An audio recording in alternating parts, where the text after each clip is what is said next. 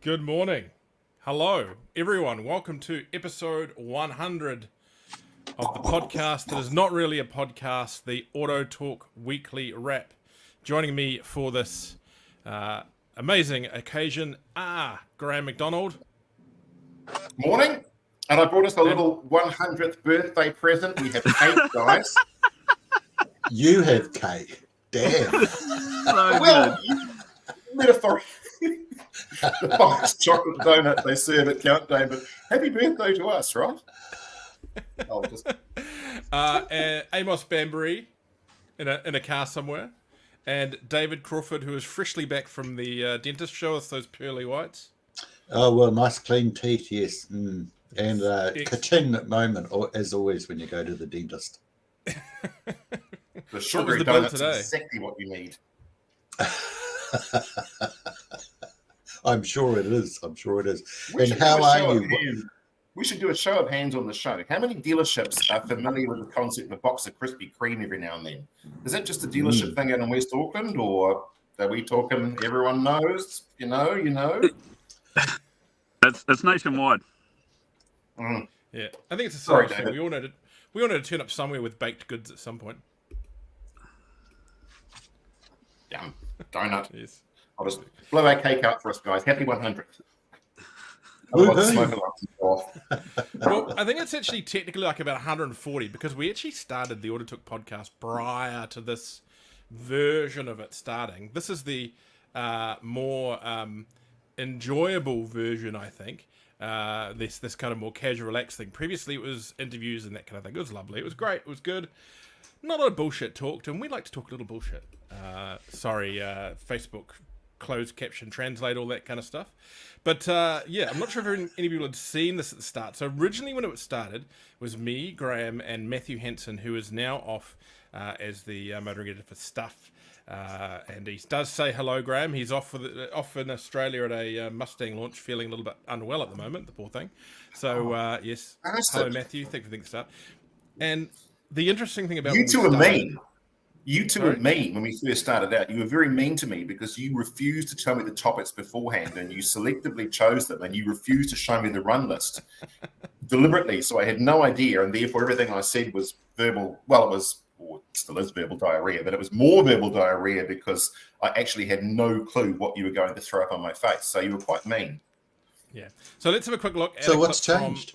The start. Yeah, well, exactly. We still don't do that, Graham. That was always the idea. But here's what it looked like. Maybe. Oh. Technology at work, you guys. Now, keep in mind, Matthew was the one scripting this. So sometimes I wouldn't entirely know what the run sheet was. Hello there and welcome to the Auto Media Group wrap for this week, capping off 5 days of interesting motoring news in New Zealand and around the world. Now, regular followers of what we do will know that our weekly wraps come in the form of an email, but in these hard and fast times, we thought we'd switch gears a little and come up with something that was a little quicker, easier to digest, and timed just right for that morning coffee once you've done all your... Pointed out that it was just too close to tie and would result in just too tight a market, lack of competition. I think the industry in general was suspicious about TradeMe's ability to then use that data to repopulate their own client base. We're talking about TradeMe. I mean, that kind of carried what's changed, right? Wanting for more affordable options to be able to shop for them. So this, I believe, we were talking about Opel. Opel was relaunching that week, and that's gone wonderfully well. Now, we'll get back to that in a minute, but one of the ideas behind this 100th show is we just basically fired the link out for the show to a heap of people in the market. And the idea being is they might turn up during today's normal podcast. And one of them has turned up. We're going to try it. He's having some tech issues. He's a man we've talked a lot about this year. Now, Neeraj, can you hear us? I can. How are you? Good. Thank you for joining us on the 100th episode. How are things? Are you in Palmerston North, or have you made your exit from Palmerston North? No, I'm still based in Palmerston North. I'm actually at a cafe in Parnell called Lala Cafe, which I thought was quite ironic to be, sitting in for your 100th episode. I thought everyone would have a little bit of a laugh about that. Oh, you're in La La Land. I am in La La Land. There's a cafe here. It's called Lala Cafe on Parnell Rise. So here I am. You're looking very spiffy there, Neeraj. Yeah. Oh, well, it's a 100th episode. 100th episode. I thought I'd dress up to the occasion. You didn't get the memo on that one, obviously. No, I didn't. I thought I'd try and lift the standards a little bit. Now we of course have spoke to you, earlier. Well, didn't speak to you this year. You departed to New Zealand this year. You initially went on personal leave for family reasons. Don't want any details, but can you just tell us you're well, everything's well, everyone's heading in the right direction? Yeah, no, absolutely. It's exciting times. I guess when you make a big decision like that, it's I took some good advice from some mentors around what the right way to transition was, and feeling excited. Not sure the market's behaving the way I would have wanted it to, but I'm in Auckland. There's a few things simmering, so we'll see what happens. So I totally missed that last bit. I'm sorry. Someone from the industry called me who shouldn't, knowing better, and totally took me off the audio there for a second. So I'll paraphrase for Niraj. So he's been in Auckland. The market sucks. It could be better, but here we are. A few opportunities he's chasing. So there you That's go. right. Yes. Niraj, can I ask you a question on and just a quick one around service? It's I suppose your career at Toyota.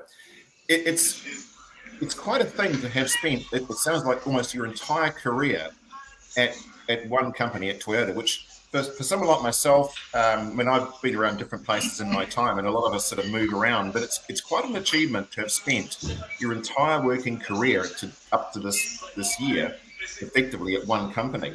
And I was going to say, this is a serious question, what sort of, I suppose, drive is it that propels you to actually spend your entire career with one business? Is it you just sort of see the end point, you've got your eyes on the prize at the end, or is it a steady progression, or is it just, how do these things pan out? Yeah, look, I think it's a very, I think, well-designed, we've got a lot of long tenure, executives and staff at the company, and it's the diversity of work. So, as I, for the past 18 months, have sort of been assessing what my next sort of 15-year runway might look like, actually, a lot of the work it's going to sound bizarre, but it's actually, a lot of it is actually non-automotive, so it's around, business model design, which, as all of you know, we've had a significant design in the way we conduct our business, whether it be logistics and operations. So it's felt like a different challenge every few years, so it actually hasn't felt like the same job. So the challenge now is to take those learnings and apply it into different areas, which I'm hugely excited about. And we can see some of the market changes that are happening, which is going to impact New Zealand over the next 10 years, whether it be in banking or groceries or lots of renewable energy. Those are all sort of areas, as I think many of you have followed our journey, would know that I'm quite passionate about. So the introduction of hydrogen to New Zealand was no accident. It was a very deliberate strategy around offering New Zealand a renewable alternative for not cars but commercial. It's about taking. I guess to answer your question, it's been a different job and a different challenge, and the passion, I guess, now to take those learnings to a different sector and industry was, for me, was a big motivating factor. These answers are all far too serious. These questions are far too serious. Niraj, when are we going to see you as Transport Minister, then Prime Minister? And I say that part in jest, but one of the rumours when you did, start to depart was the odd person out there goes, "Oh, he's going to go for Parliament," or the other one I heard was you were going to run in New Zealand. So yeah. Look, I can. It's a good shift to a bit of humour, Richard. Hey, look, I've made no secret, and David will know because him and I've had many conversations.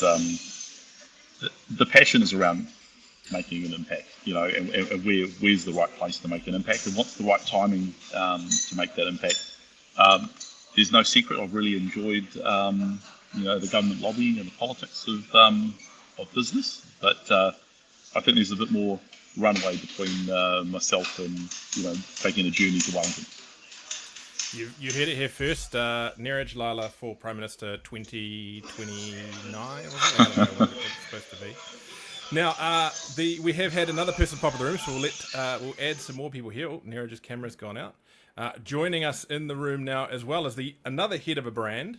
I guess Neeraj isn't anymore, but he's off doing his own thing. Warren Wilmot. I think we may have lost Neeraj in Parnell Cafe Wi-Fi. How are you doing there, Warren? Yeah, good morning, Richard. I wasn't expecting to pop online this morning, but here I am. Yeah, well, we're just basically bringing some randoms through. Now, Graham and I were just talking about you before the show went online. People know Graham. Talking about you, Warren. Talking about you. Graham and I do some videos for EVs and Beyond, which you can go and watch, youtube.com/EVs and Beyond or something like that. We really want to take a sea lion from centre of Auckland to the Christchurch Cathedral on one Let's do it. tag. Let's do it. We reckon we can do it. We've been doing the numbers. And I'm not driving it back. That's absolutely fine. So, Angus Cockram, if you're listening from our dealership down there, you've just bought a two-wheel drive Sea Lion car, and it'll be delivered by Richard and Graham. I've got one of my ex-fleet that needs to go down there, so it'll save me on the transport. Yes. Gosh, yes. Graham, don't you wish it was that easy to sell a car? Oh, if only, David. If only. Great to be here. Richard's not giving you all the details, though, are you, Richard, about the journey itself? In what way? The duration of the journey, in terms of how we're going to do it. Yes, we aren't stopping halfway. So Cannonball Run, one hit. Cannonball Run. Get a cabin on the ferry. Are you going to charge? Are you going to charge, or are you just going to just try it? Just all the way. Until it goes. Yeah. So I think 900. It's from Britomart to Christchurch Cathedral is 980. So I think we got a little bit of wiggle room there. Just got to be cautious, I think. Won't go too crazy, but be cautious. Very good. We'll just wait till we bring out DMI Series 5, which is 2100 Ks. The whole length of New Zealand, I think, is just over 2,050, I think. So that'll be the next run. Well, I'm hoping this one will be a little more comfortable than the last time we did a endurance run for you, I guess, and that was when Graham and I drove a Renault Zoe from Bluff to Auckland. That was a good car, but that one became a mission. We did it without going on State Highway 1, and people will know the woes of charging at the top of the North Island, and also how long it is to get up the North Island without taking State Highway 1. So, that one took a wee bit of our energy. We should do the same thing again sometime, without using State Highway 1, and see what's actually improved in the journey and what our learnings are from it. Yeah, serious. Now, through our 100 episodes, we've obviously done a lot about the EV market, a lot about the emissions rules that have come through, and the CCD and CCS. They've all been big aspects of what we've discussed. You've kind of, with your jobs, ridden the kind of waves, really, haven't you, Warren? Switching through. Look, it's interesting. BYD is on a global growth, as you see. I think last month BYD were the third best-selling brand in the world. Here in New Zealand, we've had huge amounts of volatility in the market. You've got other distributors that appear to be getting out of EVs and dumping product, which is upsetting RVs and upsetting leasing companies, and it's really interesting times. I'd like to think the market will turn to normality towards the middle of next year, but there's certainly some interesting times ahead with the stock that's currently here. And a lot of those cars that other brands have been sitting around for a while. And when you're running NCM batteries, they don't like to sit for a while. So it's going to be interesting. Now, I think look to David Crawford. Oh, sorry, go. Sorry, you carry on, Richard. I was going to say, look to David Crawford to your left, and tell him why he should be replacing his Holden Colorado with a BYD Shark. Well, we could get David into a BYD Shark. Here we go. The salesman's at work. Remind me, the braked tow rating on that's what, 2.6 ton? 2.5. So it's for generation 1. I mean, the trade-off when you do go into putting big batteries in cars is that you've got to build a car to 3.5 ton GVM. So we know the vehicle can take more weight, we know it can tow more, but when you've got compliance and regulations that you've got to fit around a light vehicle, that's a bit of a challenge. So we do have 3 utes planned for this region. So Shark 6, and there'll be other variants of Shark coming in the future. Some may be heavies, some definitely with higher tow ratings. Yeah, my Caravan's 2.2 or 2.4, so that's within spec. Yeah, pretty close on the limit, but yeah, that'll do it. I mean, when you've got both motors and the petrol engine running together, it's about 430 horsepower. So we took it off-road last week and it performed absolutely brilliantly. I was very, very impressed. That's more than enough. And what's its in terms of this, because this is the sort of discussion I've been having with Richard.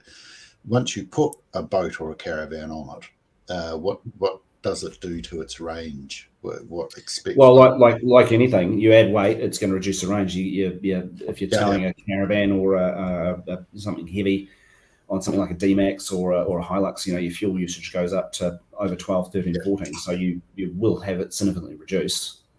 So for example, I've got a Colorado and I average about 8 litres normal sort of running.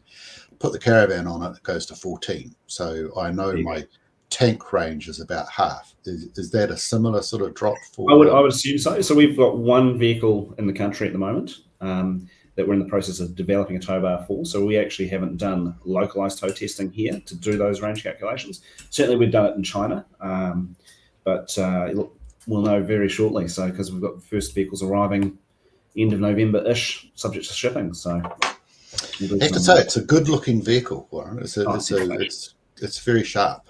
The build quality is stunning, and it's got every single conceivable feature you could want on there. I mean, BYD don't do base spec, so even our dynamic model still has leather. It's still got the big screen. It's still got data. It still comes with a microphone, all that sort of stuff. And of course, you've got vehicle to load. So if you're out and about at the boat ramp or caravan, you can just plug the lights and barbecues and anything directly into the vehicle. You've got a very big battery that you can use there. I think the cleverest thing is, though, you can set that battery to maintain anywhere from 25% to 70%. So if you're in Wellington, you want to get to Taupo, you can get to Taupo with 70% of your battery still in there. The engine will just keep on topping that up. Right. See, that's an interesting thing.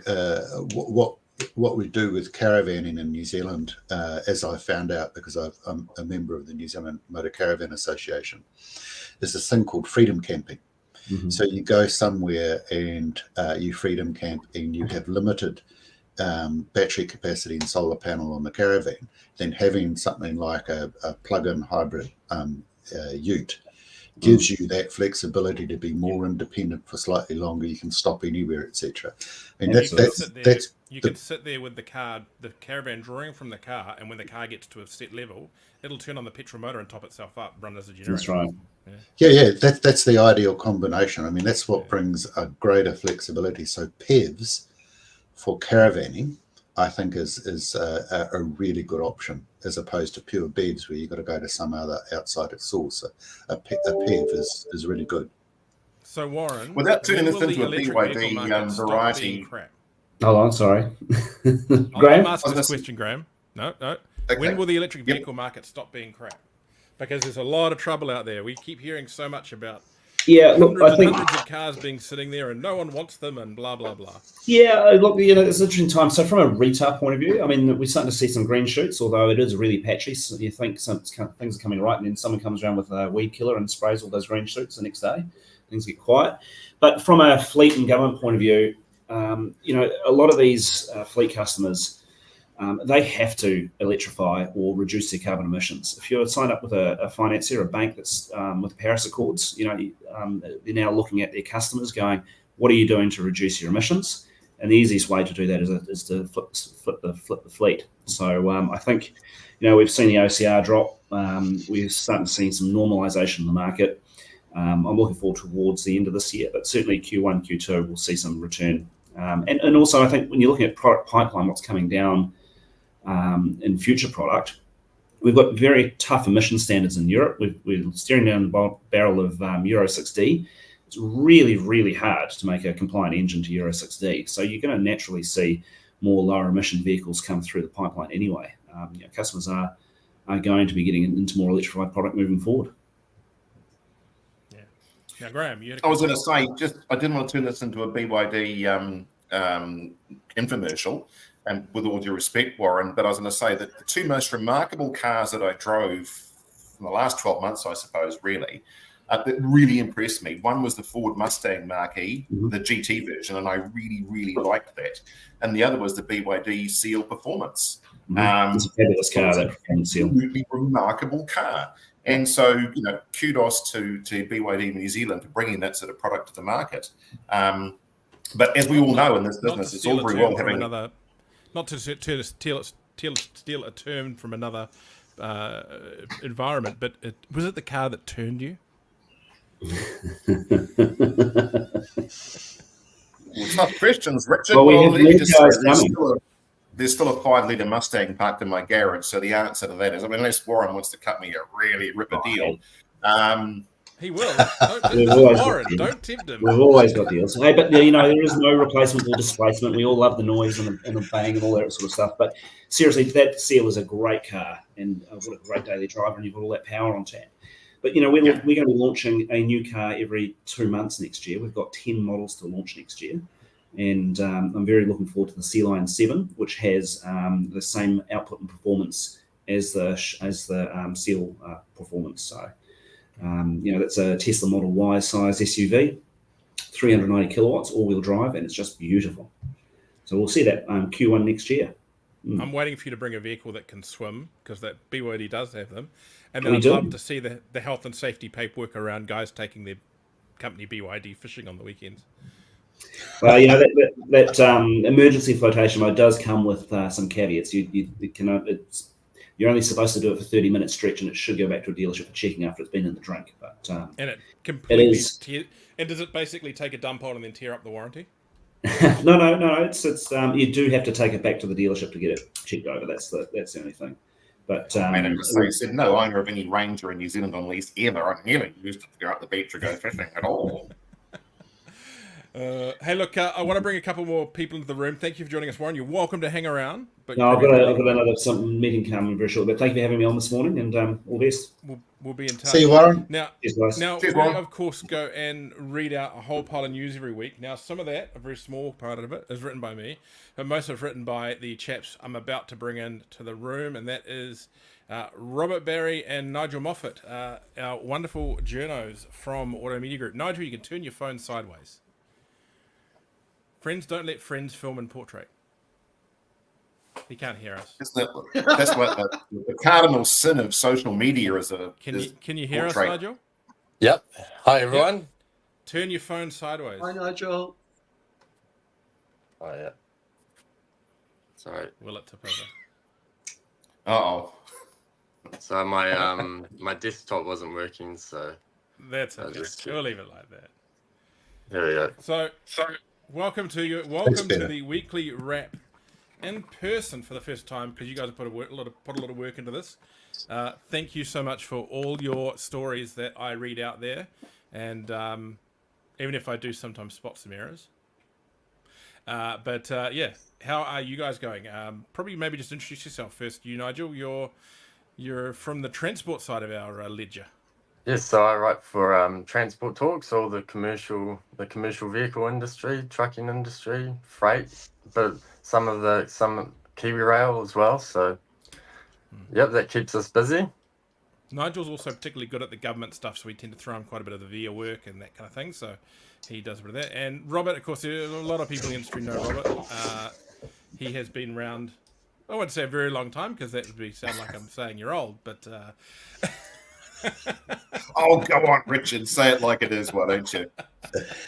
Excuse me. 10 years ago when I joined your company, I had brown in my hair. So, yeah, I've certainly, as the industry has matured, so has my hair colour. Yeah, and I had hair.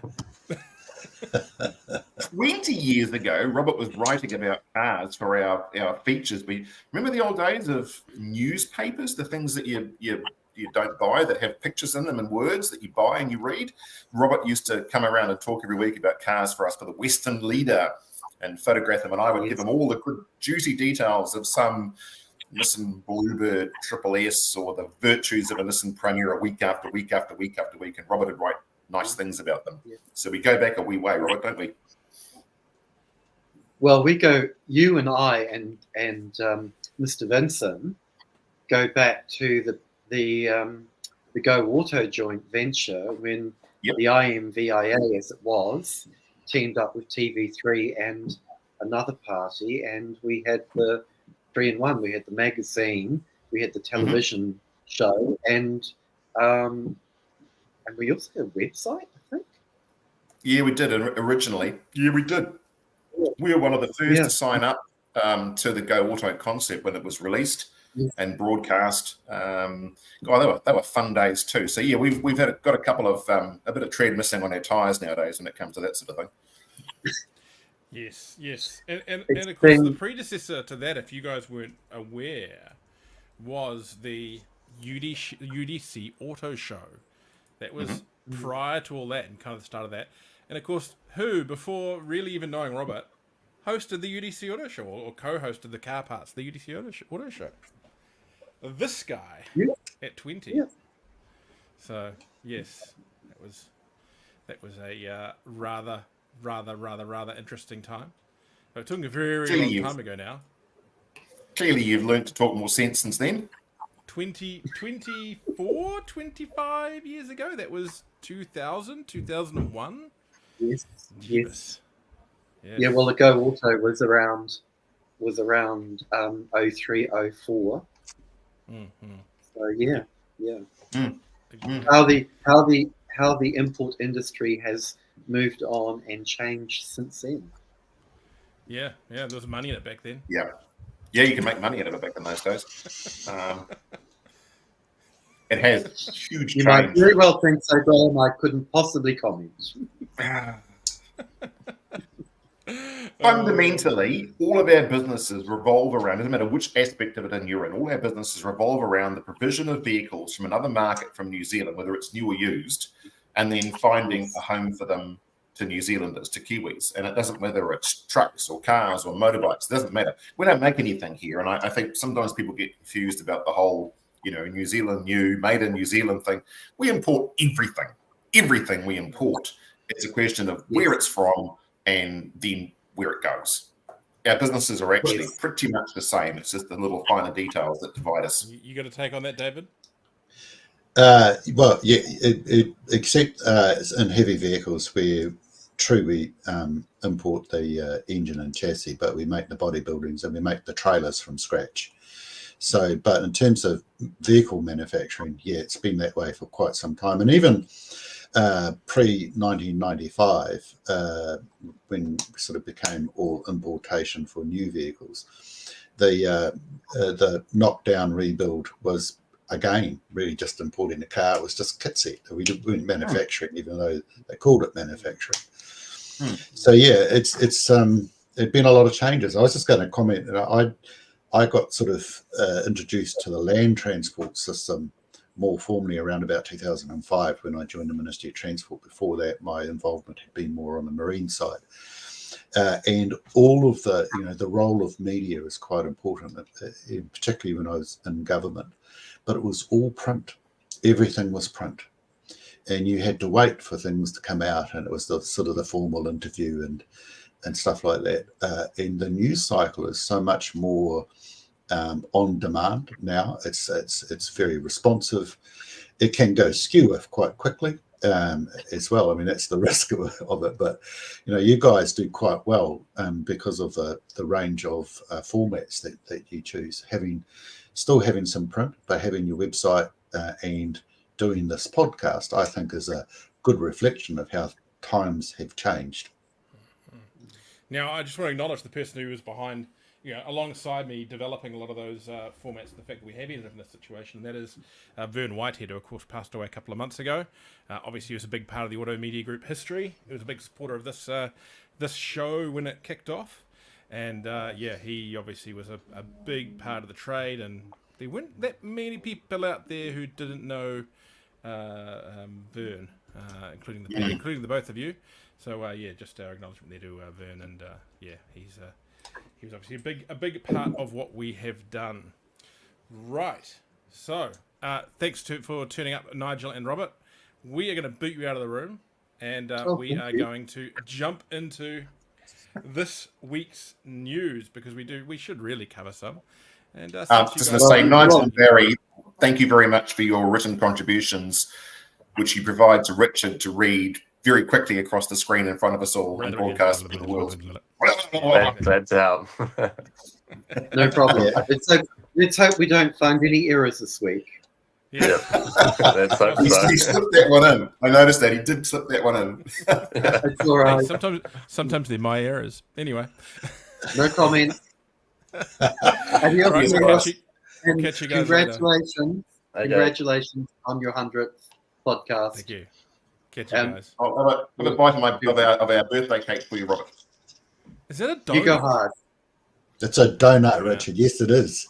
Ah. I was going to ask What did Graham, how's he doing 1 year after his heart attack? Yeah, what does your cardiologist say about that? What did Vanessa say about that? She doesn't watch the show. Neither does my wife, to be honest. Yeah. If she did, I'd be up Shit Creek without a Catch you paddle guys. right about now, wouldn't I? Right, okay. On that donutty, delicious bombshell. Let's bring up the news for this week. And that is, ironically, after we've just had a bunch of journos in the room, a story that these days is partially done with the help of AI. I'll admit that. Statistics these days think that AI does better than humans. Import market sees mixed performance in... Where did that window go? Oh, now I've lost the window. There it is. We're back. That's going to happen. The used import market presented mixed performance in August with a notable decline in passenger vehicle registrations offset by a slight uptick in the commercial sector. Passenger vehicle registrations dropped by 12.5% to 8,191 units, down from 9,360 units this time last year. On the commercial side, registrations were up 7.9% to 484 units. That commercial market has never ever really recovered from the emissions rules a few years back. It's just decided not to come. Well, it's worse than that, and that's in part because the competition in Japan now, even if the stock is compliant, and there is more stock that's compliant now than there was a couple of years ago, but the global competition for commercial vehicles out of Japan, like a lot of stuff right now, it's just insane, and it's just so hard to buy stuff. Bottom line, it's so hard to buy it. Twitter continued to lead, and where were we? Twitter led both sectors. Top model again was the Aqua, still a bit down from, well, it's actually still down a lot from 1,500 to 807. I think you've indicated before you think there's a lot of people who are turned off by hybrids because they think they'll have to pay ruck, but also people are worried about having their car taken for a ram raid, I guess. Followed by the Twitter Prius and the Twitter There's another factor too. They're bloody hard to buy. They're really hard to buy in Japan at the moment. The poor old Aqua has been hit at every different sector, but they're really difficult to buy. The prices have definitely gone up in Japan. Does not help them one little bit. Particularly the later model ones have got really expensive. But the issue around ram raiding and insurance premiums from some of the major insurers have increased significantly, and somewhat frustratingly for the Aqua sector, without any apparent concern given to whether they got immobilizers via the push button system or whether it's a key start, which is the one that the ram raiders know to steal. So it's a bit disappointing in that respect. Now, rentals boost August 2024 new vehicle sales. The Monetary Association reports that August vehicle registrations were up by 2.1%, 202 units from the same month last year, attributable to a surge in sales volume to the daily rental vehicle operators, which increased 71.2%, 612 units compared to the same month last year. According to the EMA, August sales to rental companies represent the highest rental volumes this year. However, on a year-to-date basis, 2024 registrations are down 18%, or 18,000 units compared to the same period in 2023. Now, we've got a whole pile of other stats there. You can look at those on the thing, but let's just focus on that figure. 18,000 leased vehicles sold by this time this year than there were by this time last year. Now, if we go and run a back of a chip packet calculation, 18,000 times, what's the average car value? 60 grand these days? Yeah, pretty much. Yeah. 60, 1, 2, 3. equals. That is $1.1 billion of revenue not coming in to the new vehicle market in New Zealand. That is half of Toyota New Zealand, 2/3 of Toyota New Zealand's annual turnover that hasn't come into the car market this year. That is a lot. It is, and it looks like it could get worse before the year is out, because when you look at the comparison charts month by month, and I've got the 1975 registration spreadsheet that the Motor Industry Association sends out, it has the 3-year comparison. And when I look at the monthly totals for last year, August, September, October, and November, and even December. No, December wasn't. They're all stronger than what August this year is. So if this year's market doesn't pick up, that 18,000 vehicles could grow. And yeah, it's a big hit. They're struggling. It's worse than that. It's worse than that, because we've also seen an increase in the number of brands in the marketplace. And so we've not only shrunk the pie, but we're having to divide it up into smaller and smaller segments, with the exception possibly of the really big players like Toyota, for example, who seem to have had their share but proportionately stay about the same. But there's more and more brands that have entered the market. It just means for your average, particularly I think the smaller dealerships that don't have access to multiple franchises to spread the load, so to speak, it just must surely be getting tougher and tougher, because you are literally selling less cars per staff member, per service person, per receptionist, per square foot, per square metre on your yard is turning over less vehicles. I think most of the small dealerships are running multi-franchise, but yeah, it's certainly problematic. And I think the interesting thing I've seen over the years is smaller and smaller head offices of distributors for a start. And but look, if you extrapolate that back out the other way, and I know it doesn't work this way, but that amount of money is, it's 10,000 people on $100,000 a year salaries. Now, I'm not saying we're going to lose 10,000 jobs to the market, but we're going to lose a lot of jobs from the market this year, and they will not come back, I don't believe. Well, bear in mind that it's turnover as opposed to profit. Yeah. But I think the other point here is the new vehicle market in New Zealand is competitive. It's competitive with Australia in all respects, bar one thing, and that one thing is called overheads. Because we face the overheads remain the same in terms of your warranty, your parts, all of those sorts of things. And if you sell less vehicles, you're dividing that overhead by fewer vehicles. The overhead per vehicle goes up. And that's what the industry is facing at the moment, is higher overhead. So the price of vehicles have gone up. And it becomes a bit of a self-deflating curve, because less sales, prices go up a little bit. They've got less flexibility to run discounts. Other than BEVs, which we see, well, they're in the up the creek without the paddle, because they've got to ditch some of those, because that's overheads on their books that they've got to realise somehow. So for some, where's that loss being taken, David? Where is that loss being taken? So BEVs, I was just going to bring that point up, but you've covered it.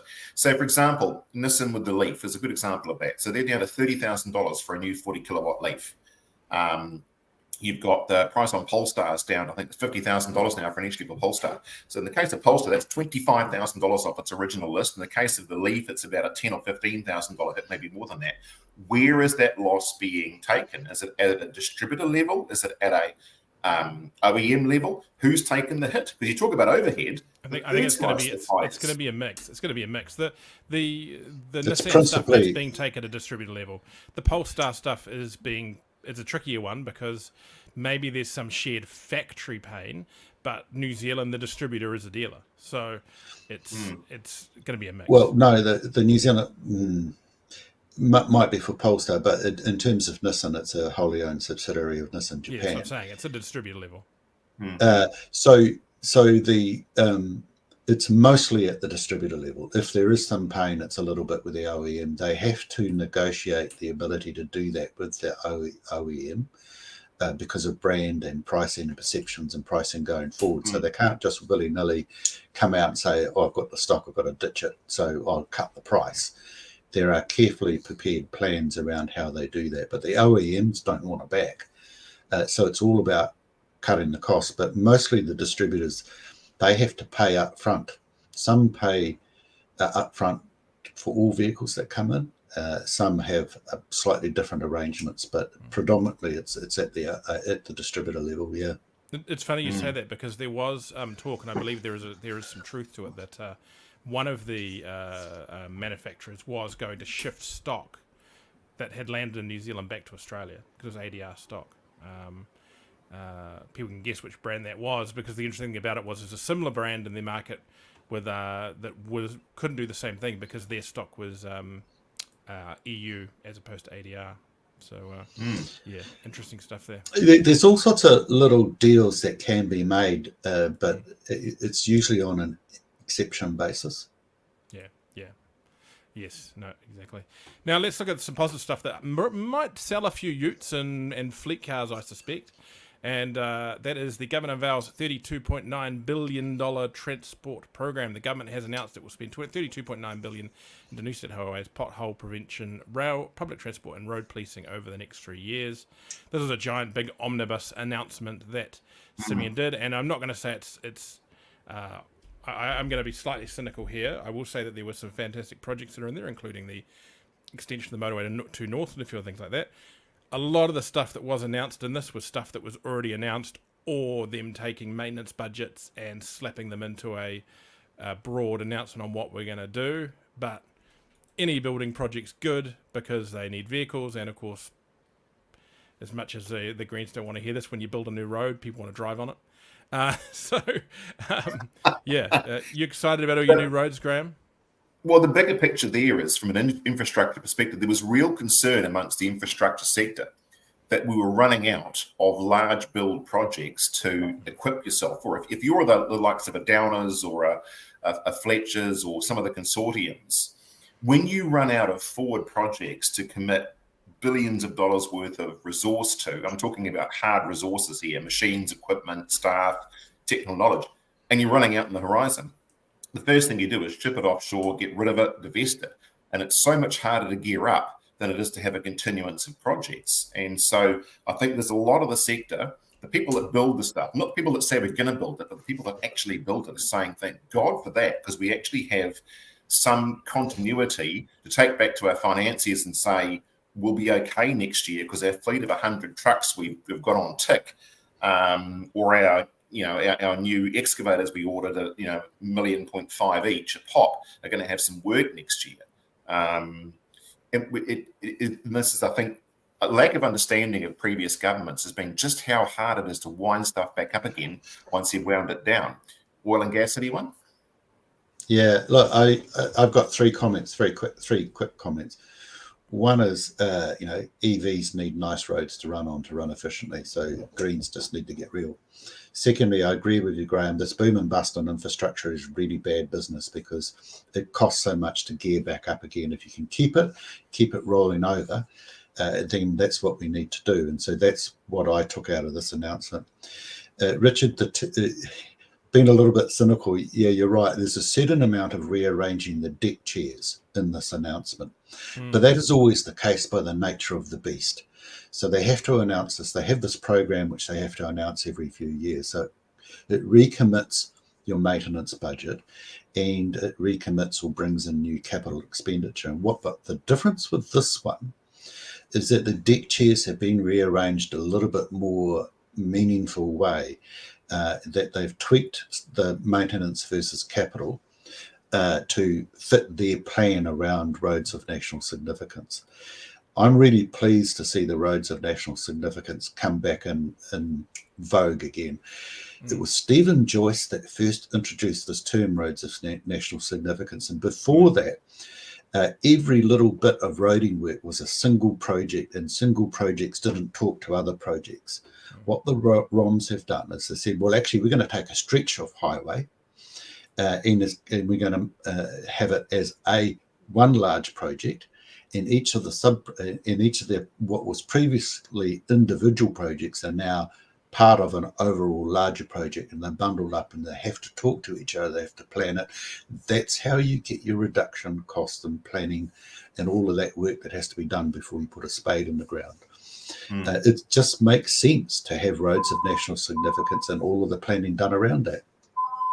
If there's one thing I would suggest I don't like about this plan is that they've actually cut funding to rail. Now, I'm no big rail proponent, but I don't think we want to lose any more of our rail network than we already have, because you start getting into a strategic baseline that you just can't get back to again. And I think that some of the ideology around roads versus rail just needs a little more of a rethink. We need to maintain that basic level of rail infrastructure there. If nothing else, Graham and his son can go and have a look at it. I know, as I say, so we can follow more trains, right? I mean, rail's in this really difficult spiral right now where, like every sector, I mean, tonnage is way down. So from a business case proposition right now, Kiwi Rail is obviously really struggling to make sense of how you make a sound financial case for reaching, maintaining the existing lines you have, apart from the Golden Triangle from Mount Maunganui to Auckland. But the more that you reduce those services, the greater the argument is to reduce the maintenance facilities, infrastructure. They also need further, and down the plug hole it goes. And I feel sorry for Kiwi Rail because they seem to have had no end of misfortune when it comes to commercial arrangements. For example, the pulp mills in the middle of the North Island. That was not just the issue about staffing being laid off, potentially those mills being closed, as Kiwi Rail ran 2 full trains each way per day from there down to the export facilities that have been cancelled. And there's 2 more services. They've really had a lot of very difficult issues that have surrounded them the last couple of 4 or 5 years or so, and they're not being made any easier. And I don't know what the answer is. Do you tip more money in? Do you subsidise it? You do. The reality is that there are very few countries that run their rail network at a true profit. Most rail networks around the world are subsidised by the governments for strategic reasons. They're a strategic asset. And it's important that you keep at least something.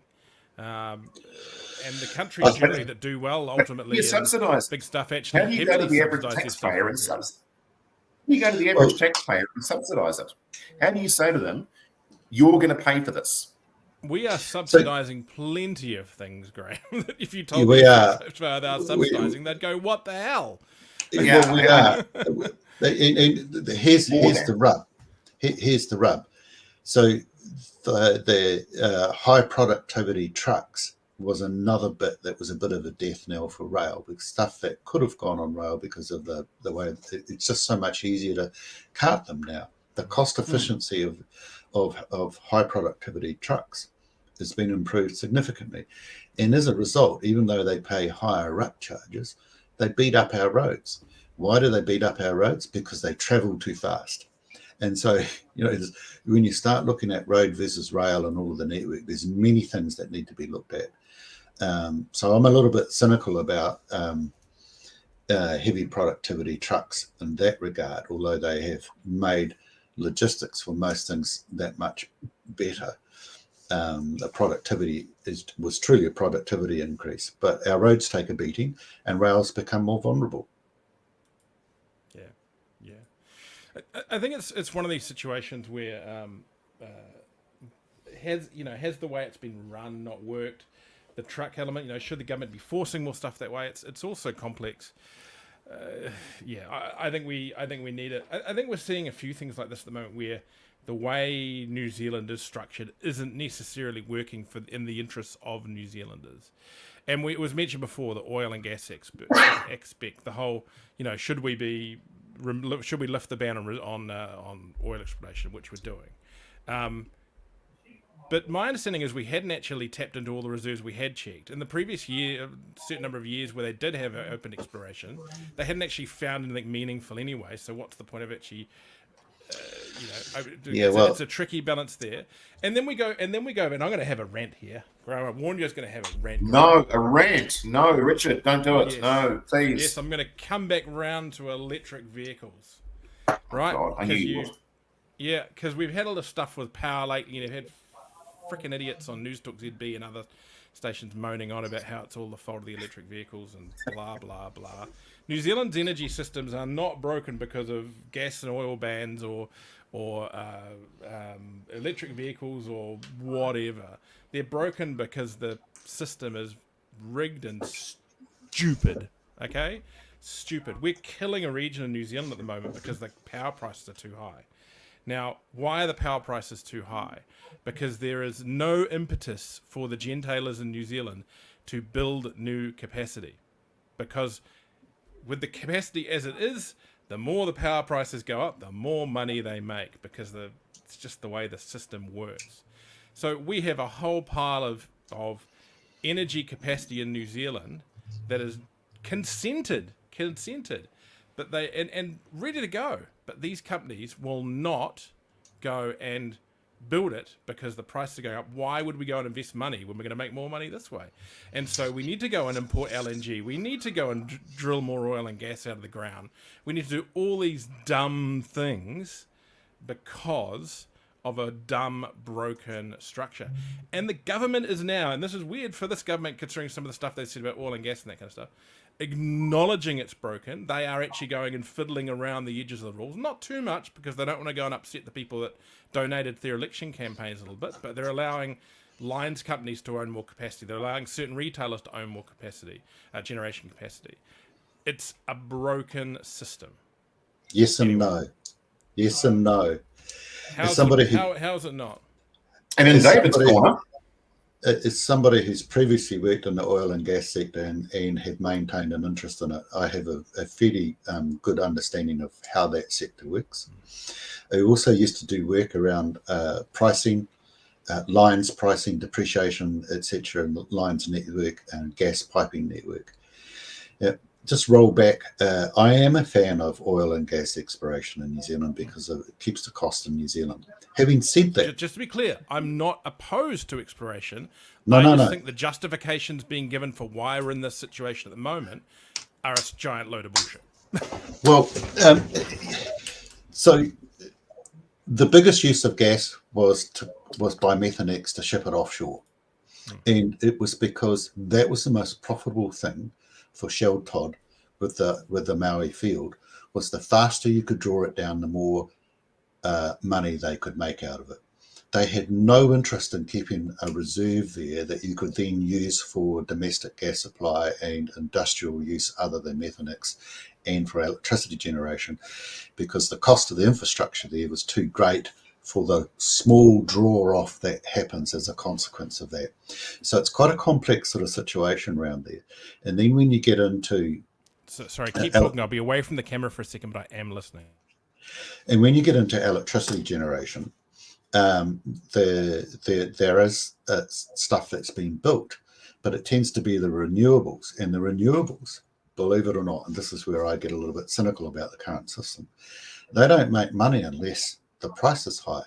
So there's this sort of negative feedback around having to have the price higher to make the renewables more profitable, or even just to get the business case off and over the line.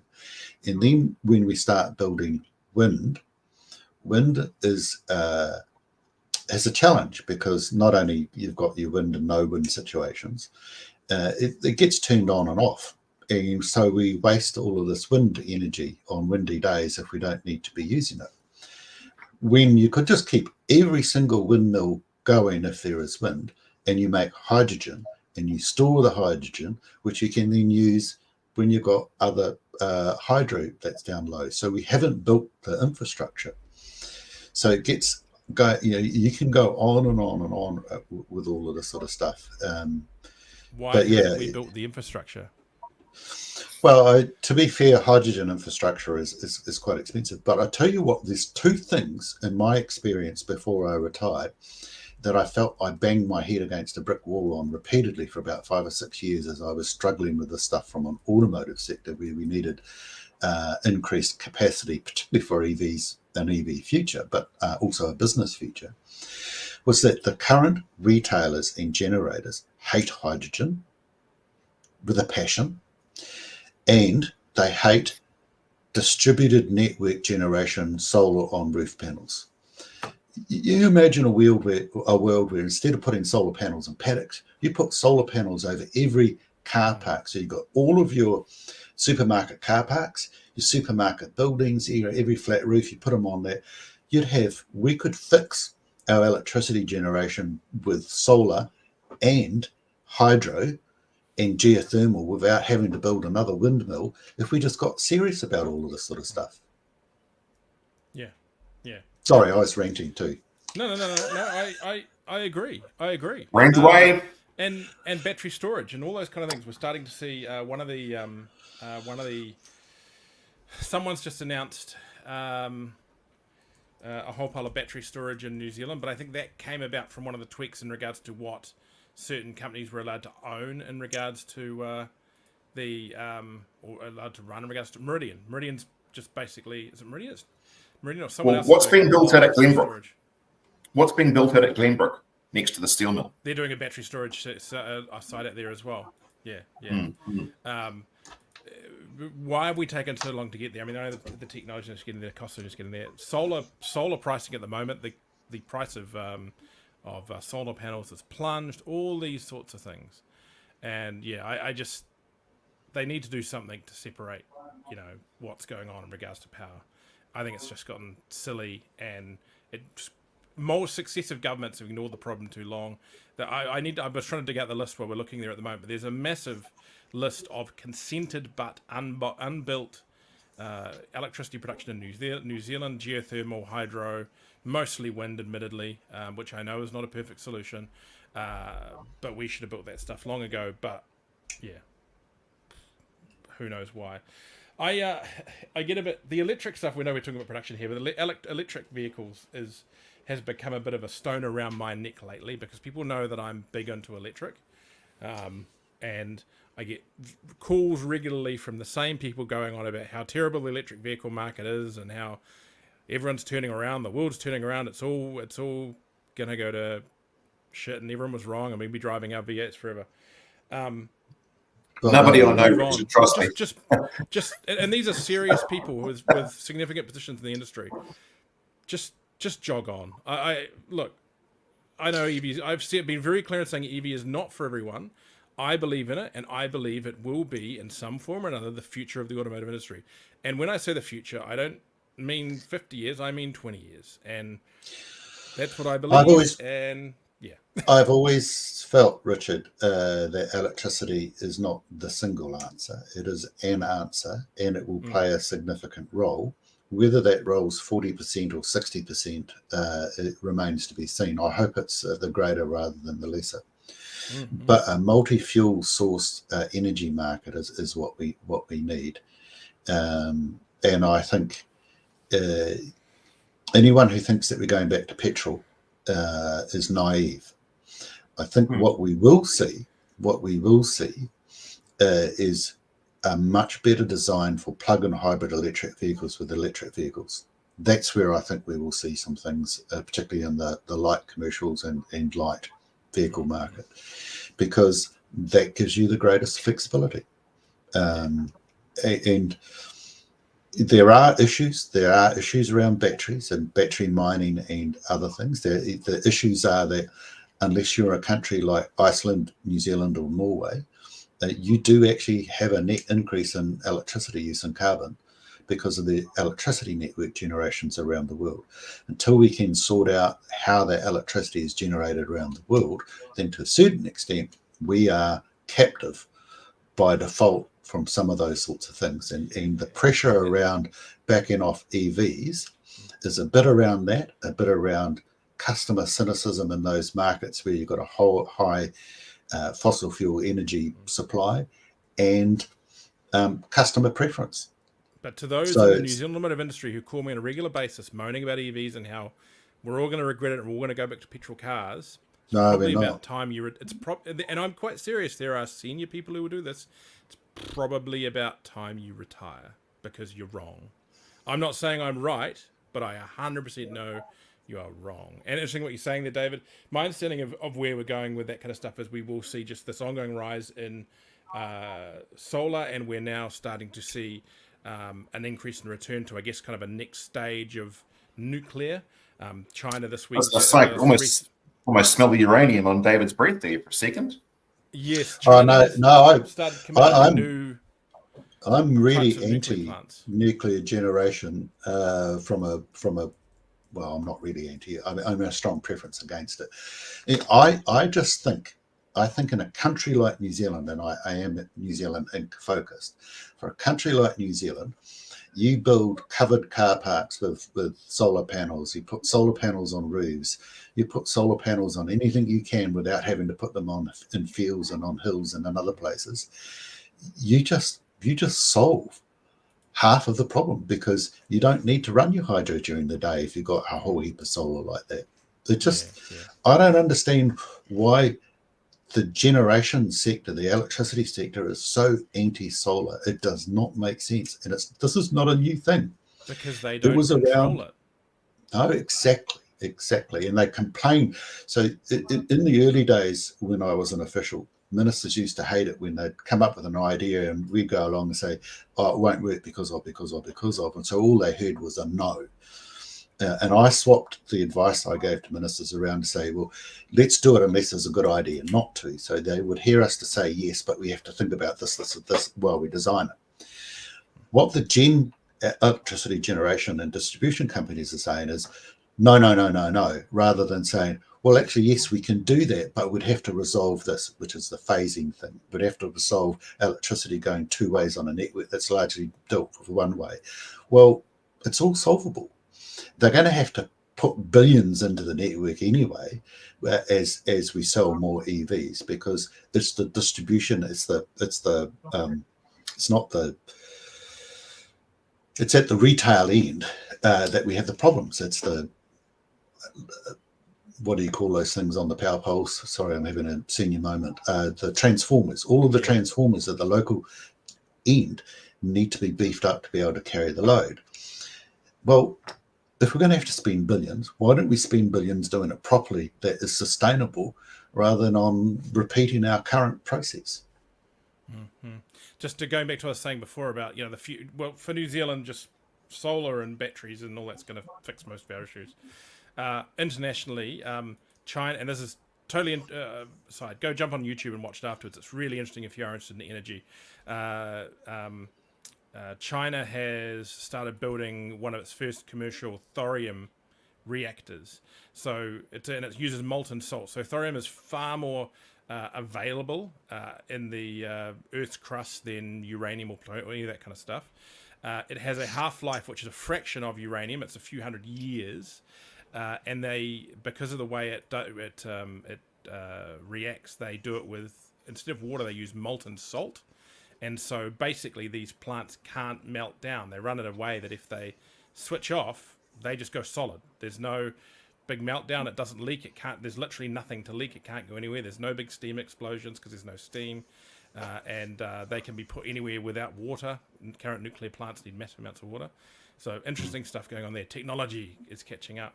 Of course, Australia is looking at going nuclear at the moment, which is an interesting one, which is what they need, because they just don't have the capacity to do a lot of hydro. They would have to do a heck of a lot of solar and no sun at night. No, well, that's true. And I think it reminds me of the phrase, necessity is the mother of invention. And by necessity, we're going to have to move away from fossil fuel electricity systems. And when that happens, then the only future I see is electric, unless we have a problem with minerals and mineral supply for batteries. But then again, it's called recycling, because a lot of that stuff's recoverable. So people who think we're going to remain fossil fuel dominant, particularly in the light vehicle fleet, they need a real wake-up call, because it's not going to happen. Yep. Right, let's carry on and actually do... Hey, Jeepers, all we've talked about is... roads and EVs thus far, guys. How's business, Graham? About those EVs, David. I was enjoying talking about those. Purely selfish story. Graham, you can finally move to Mangawhai, because there's a 110k speed limit going on the Oru to Warkworth motorway. And of course, that motorway is carrying on to just short of Mangawhai. Now, going to 110, that means that instead of driving at 120, I can now drive at 130. Exactly. Everyone got the memo on that one.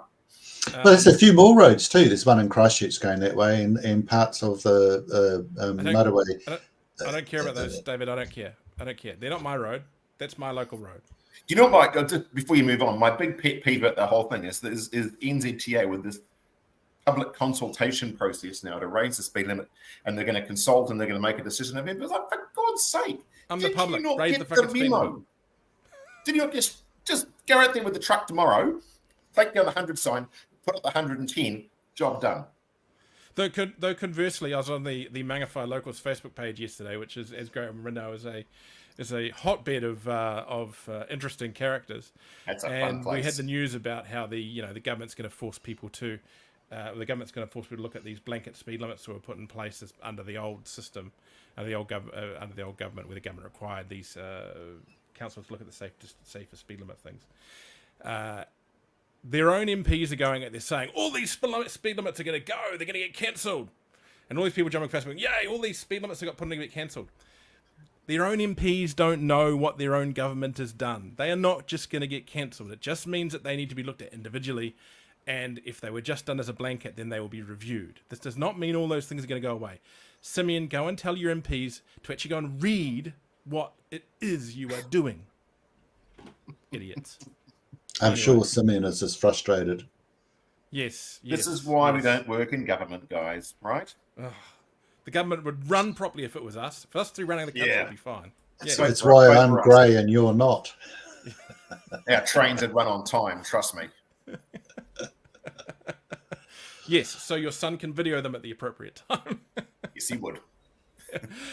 Brendan Foote expands Isuzu representation to Hutt Valley. Look, an actual car dealer story. Brendan Foote Superside has expanded its reputation for the Isuzu brand to the Hutt Valley. Brendan Foote business started more than 50 years ago in Lower Hutt and has served Isuzu Ute owners from Wellington City to live in since 2020. Good local operation down there. Do they still service your Colorado, David? Because they would have been the local Holden dealer there. Only for recalls. I have a local garage that I've been using for 30 years, which is very good. So I have no reason to go there other than for official recalls. Fair enough. Right. Well, having said that Brendan Foote site there is a really good site. It's run really well. It's got a good rep in Lower Hutt. Yes. NZTA Vehicle Safety Advisor to lead VIA's September webinar. The NZ Transportation Principal Advisor for Vehicle Safety, Todd Wiley, will be the keynote speaker for the VIA webinar in September. The webinar is scheduled for September 18 at 1 p.m. We'll discuss the differences in new car assessment programs between various jurisdictions and safety concerns raised by ANCAP. Good guy, Todd Wiley, ironically, formerly the editor of NZ Performance Car. And now I was going to say, he cut his teeth with illegal mods on dirty old S13 Sylvias and things like that. But no, he knows his stuff. Interesting too, just as we sort of are further talking both in Australia and New Zealand about the relevance or the up and coming lack of relevance of the likes of ANCAP in a market moving towards global harmonisation of its standards, well, jurisdictions we play with anyway. And it's a tough talking point in Australia at the moment, but also in New Zealand too. I'll be watching that webinar. Well, you see, interesting thing is that I've been particularly critical of ANCAP once they signed an MOU with Euro NCAP, and then I raised questions, well, why do we need ANCAP anymore? Well, they did not like that. Did not like that. They didn't. And it's all to do, there are some differences between the New Zealand and Australian specs compared to Euro. But I still think there's a certain amount of we've been around and we want to stay around and we want to keep taking people's cars and crashing them. The thing that I'm critical about with ANCAP at the moment, and for the safety advocates, and so I'd be interested to see what Todd has to say on this, is the ADAS systems and the intrusiveness of them. So a lot of the ADAS stuff does not have, as yet, internationally agreed definitions. Therefore, they don't get built into our rule-making process. So the Euro NCAP and ANCAP are ahead of the regulatory market because they can just say, well, we're a consumer testing outfit. We can just require it. And by requiring it to get the 5 stars, they don't have any they don't have any real regard to the drivability and practical day-to-day use of some of this technology. which is why we're starting to see the Chinese manufacturers and Mitsubishi and some of the others are saying, actually, we've got to retune some of this stuff. The invasiveness of it, the number of warnings and how frequent and the annoyingness of it is actually detracting from our driving and making it less safe. Do you think we can get ANCAP to understand that? Well, I was pleased to read that they have recently said, yeah, we need to have a look at that. We've been banging on about this for a few years now, so they've been quite slow. I think they're more dedicated to their ideology than they are to safety. There, I've said it, and they're not going to like me for saying it. No, I agree. Right, now we True are word like spoken. way over time, so let's just quickly run through the last couple of stories. AutoTrader launches Tell New Zealand About Your Car campaign. Online automotive marketplace AutoTrader is rebranding and relaunching itself for the new campaign, Tell New Zealand About Your Car. The new campaign was created by 4AM Lasso at the Sweet Shop and Unbound for the brand, i.e. they spent a lot of money on it, which launched more than 40 years after publishing the first AutoTrader classified magazine, which contained private and dealer listings of vehicles for sale. They want as many people as possible to tell New Zealand about your car is originated from the simple insight that private sellers want as many people as possible to see their listings. It's rolling out all over the place. Why worry about private buyers? Well, if private buyers think AutoTrader is the place to list their car, it's the place they'll go to buy cars. So if you're a dealer, you want those people going to look at look at AutoTrader full stop. Anyway.